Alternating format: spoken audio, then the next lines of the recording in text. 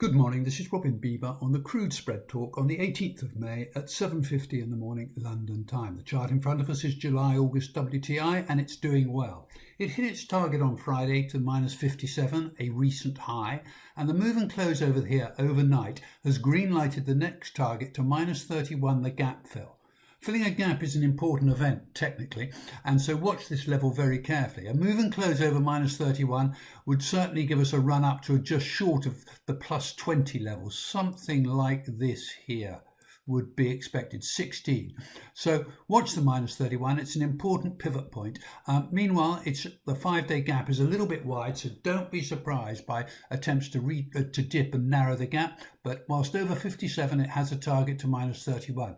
There's not much in the 60-minute chart here that's suggesting anything other than a little bit of a spiky action on the July this morning, but it's getting a little bit toppy with that 60-minute chart. And if we look at the org SEP, it has hit its target overnight at minus 52. It did very well on Friday. It now looks like it's running up to the minus 43 100-day moving average to the minus 33 gap. The minus 33 gap is an important pivot. Be careful.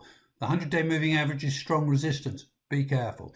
Meanwhile, whilst above minus 52, it looks like pushing on higher. Were it to close over 33, we'd be running up to about just short of the 20 level. 5-day gap too wide, so don't be surprised by attempts to push by dips that will get absorbed. But this 5-day gap at around 40 cents or so, or 30 to 40 cents, is too wide. The 60-minute chart is suggesting nothing dramatic other than it's a bit spiky, and be careful. Now if we move on to back end structure of WTI, the DEC June has done well. It's closed over range resistance just short of around minus 220 area.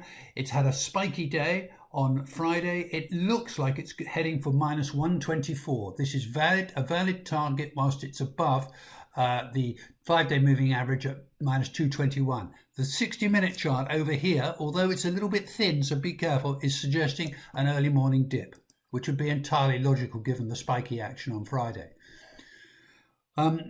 Also, this Red DEC TI is now hitting its target at minus 325, the recent high. It's also the high of today is minus 325. It needs a move and close over there to greenlight a target to minus 176. I suspect it may well shy away from minus 325 initially. The stochastic has moved back positive, but the 60-minute chart over on the left here is suggesting a dip early morning, which would be entirely consistent with a 50-cent 5-day gap, which is too wide, so don't be surprised by a dip back. Moving on to Brent structure. The first contract is July-August.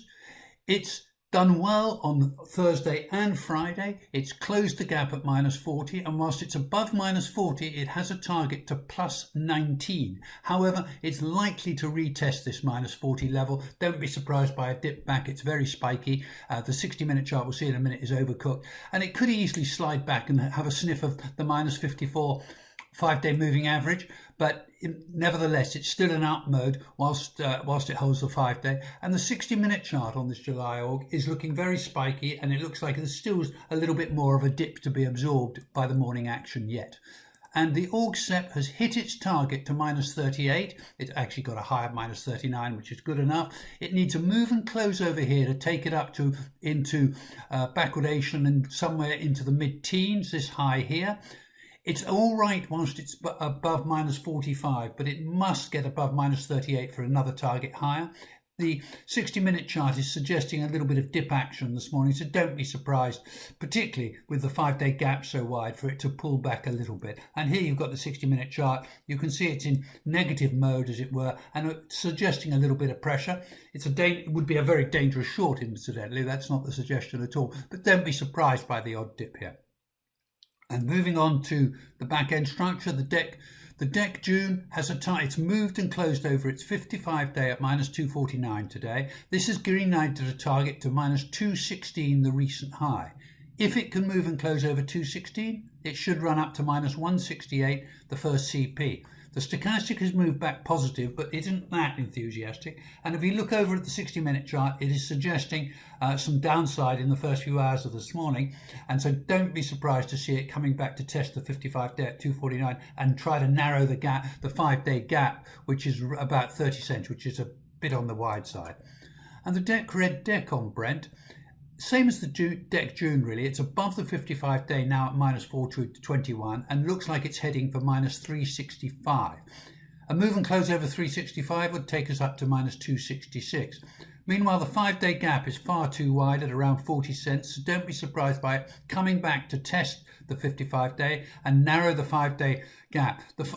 It's fine so long as it stays over minus 439 area, the 5-day moving average. It's got upside, but it's probably going to dip. And this is supported by the action on the 60-minute chart on the left here. The stochastic is a bit high, suggesting that the next few hours should see some weakness, but it will be temporary, and more likely is that it will recover later. Use the 55-day as a bit of a guide and a barometer for that. That's all for today, folks. Good luck, good trading, and bon appetit.